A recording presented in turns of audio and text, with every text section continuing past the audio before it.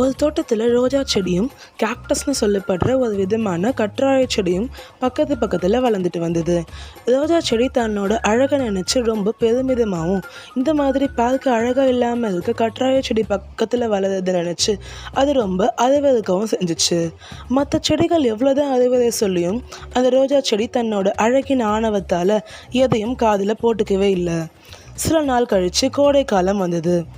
ரொம்ப அகம்பவம் பிடிச்ச ரோஜா செடி வாடி போக தொடங்குச்சு. ஆனால் அந்த இன்னொரு கற்றாழை செடியோ கோடை காலத்தை சமாளித்து வாழ்ந்துட்டு இருந்தது.